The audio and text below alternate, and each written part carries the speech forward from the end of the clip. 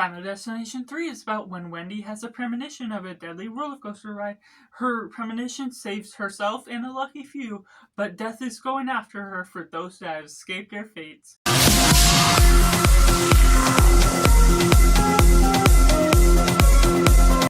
Welcome Cinema, where we focus on the film. I'm Josh, this is Simply Cinema. Let me know down in the comments below what you thought of Final Destination 2. Was it good, was it bad, or somewhere right in the middle? And make sure to like this video if you enjoy, and subscribe if you haven't already, so you can catch up to date with all the other reviews I'll do for Final Destination, and I'll be doing these other review series as I cover the latest releases just as well, but taking it right in a positive. Final Destination 3, for my first time watch going through this series, is something that's really good for the premonition alone. The roller coaster, always the opening front, the prologue if you will, is something that's grand, and this is no different. In its own fear of roller coasters, the use of death as something to be a horror factor, that's definitely have no laughing matter. The way they utilize it, I didn't know how big they would go, and they really make use of some great effects for the way they actually pull it off. So the ability to do that and also lead on to a story that follows up, tackling some other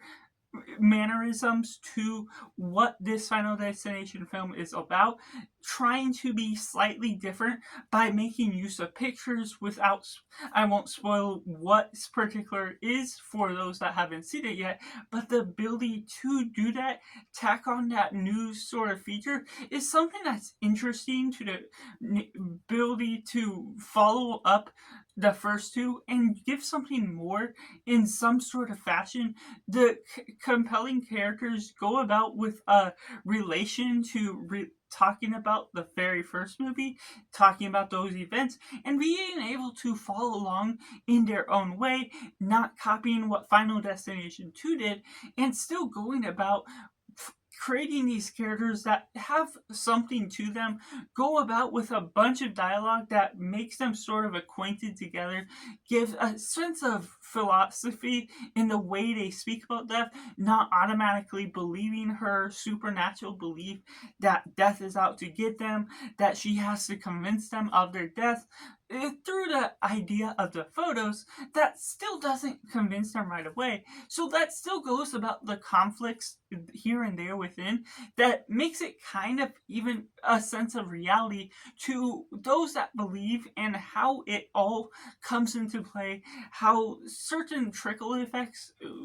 unravel, and being able to see that the relations of the photo to what all is going on with the hints to their death as a whole is something that it does offer its own sense of flavor to what the film has to offer as a whole. And something else I appreciate is the little twist of this added character that you don't feel he's involved, and the ability to do this drive-through crash is one of my favorite kills that we've gotten and other things coming about so far, and subverting the twist within what goes on in the last 10 minutes that creates a subversion that kind of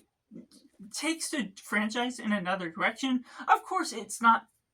phenomenal in the sense of it completely changes the game, but because it is a different epilogue, if you will, to what the story has to offer, that changes what the previous two films have done, and giving it a different sense of style where you almost get a whole new story similar to the epilogue of the first movie, but in its own sort of way, in its own additional premonition that gets involved as well, which takes you into so many different new layers to what this story has to offer as a whole. Which takes me into the mix elements. There is a sense that this is the same type of film. It follows the same patterns as the previous two films, and so therefore, while it isn't necessarily negative because it is what it is in its own sort of sense, the way they go about all these steps can be different, but not necessarily always even more creative than the last. You can't necessarily say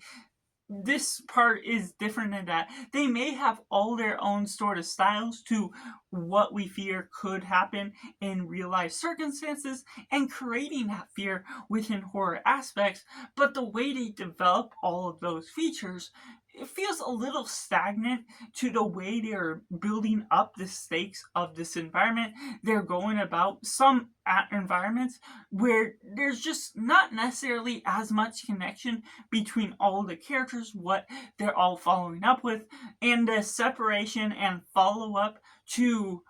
the roller coaster accident, to finding out everything that's going on, being able to predict if the photos are part of it. There's a little bit of a convenience to the nature of that that doesn't feel too far stretched, but does feel like there is something there that